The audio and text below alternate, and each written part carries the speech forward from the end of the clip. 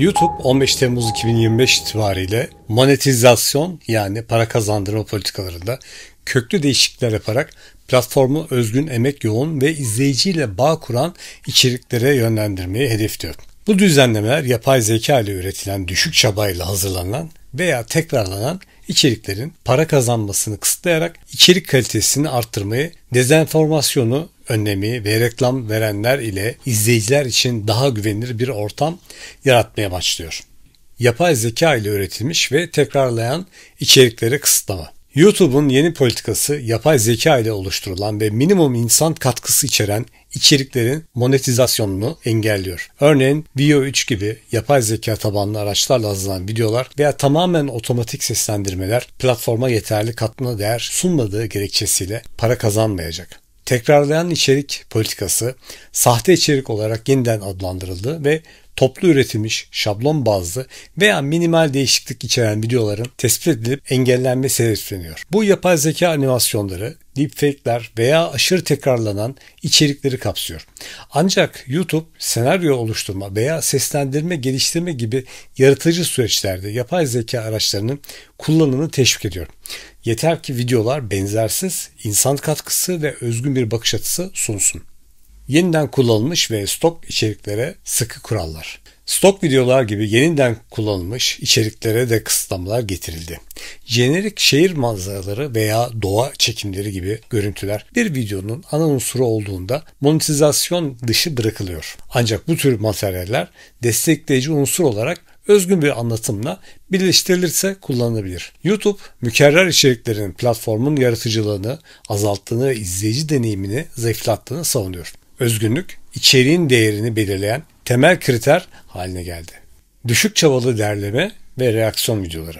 Sosyal medyadan, örneğin Instagram'dan toplanan derleme videolar, mesela kedi videoları gibi popüler ancak düşük çaba gerektiren içerikler artık monetize edilmeyecek. Benzer şekilde reaksiyon veya klip kanalları mevcut materyale anlamlı bir değer katmadıkça para kazanamayacak. YouTube, bu tür içeriklerin platformun yaratıcı ruhuna aykırı olduğunu ve izleyiciyle gerçek bir bağ kurmadığını belirtiyor.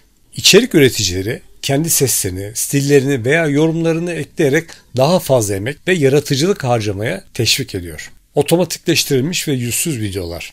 Yapay zeka tabanlı seslendirmeler veya yüzsüz videolar, örneğin PowerPoint tarzı sunumlar veya kurgusuz mekanik içerikler monetizasyon kapsamından çıkarıldı. YouTube bu içeriklerin sağcılıktan yoksun olduğunu ve izleyiciyle duygusal bir bağ kurmadığını vurguluyor. Platform videoların insani bir temas ve gerçek bir deneyim sunmasını öncelliyor. Böylece gölge oyunu tarzı otomatik içeriklerin önüne geçmeye çalışılacak. Shorts video para kazanma güncellemeleri. Shorts videolar için monetizasyon gereksinimleri de sıkılaştırıldı. Temmuz 2025'ten itibaren Shorts'tan para kazanmak için kanalların 1000 aboneye ve son 90 günde 15 milyon geçerli Shorts görüntülemesine, önceden 10 milyondu bu, ulaşması gerekiyor. Ayrıca Shorts'ta yeniden kullanılan veya tekrarlayan içerikler YouTube'un yapay zeka sistemleri tarafından işaretlenecek. İçerik üreticileri kendi seslerini veya stillerini eklemeye teşvik ediliyor.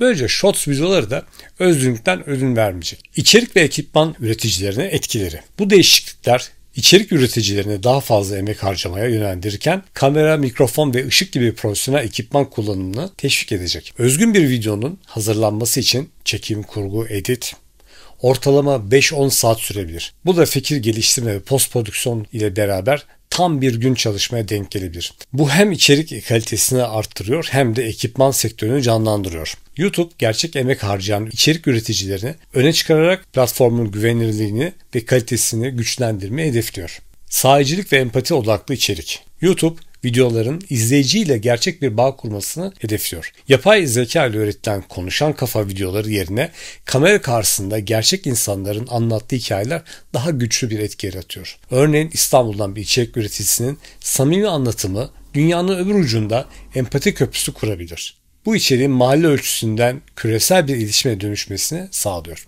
İzleyicilere sahicilik ve duygu aktarımı sunuyor. Tabii ki burada samimiyet çok önemli. Bilginin aktarımı ve yetkinlik. YouTube bilginin demokratikleşmesi için güçlü bir platform sunuyor. Kamera karşısında bilgisini ve etkinliğini sergilen üreticiler Diplomaların ötesinde bir yetkinlik sınavına tabi tutuluyor böylelikle. Örneğin bir felsefe mezunu bilgisini akıcı bir şekilde aktarabiliyorsa YouTube'da küresel bir kitleye ulaşabilir.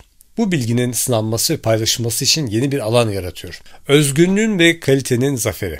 YouTube'un 15 Temmuz 2025'te başlattığı bu politikalar platformu özgün ve emek yoğun içeriklerin merkezi haline getirmeyi amaçlıyor. Yapay zeka ile üretilen stok videolara dayalı düşük çabayla hazırlanan veya otomatikleştirilmiş içerikler artık monetize yani para kazandırmayacak. Bu düzenleme pandemi sonrası artan düşük kaliteli içerik akışına yanıt niteliğinde ve izleyiciyle sağcı bir bağ kuran kaliteli içerikleri öne çıkaracak. Aynı zamanda profesyonel ekipman kullanımını artırarak sektörde bir canlılık yaratacağı belli.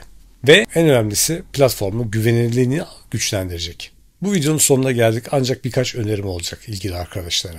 Özgünlük ve değer katma meselesinde kamera karşısına geçerek kişisel hikayeler, tecrübeler ve bilgiler paylaşın. Unutmayın, insan dokunuşunu koruyarak özgün bir bakış açısı sunun. Aslında tamamen YouTube burada ne yapmak istiyor? YouTube'un patronu olan Google kendi yapay zeka modelleriyle üretilen videoları, sesleri tamamen kendisine ait olduğunu izleyicilere ve içerik üreticilerine anlatmaya çalışıyor.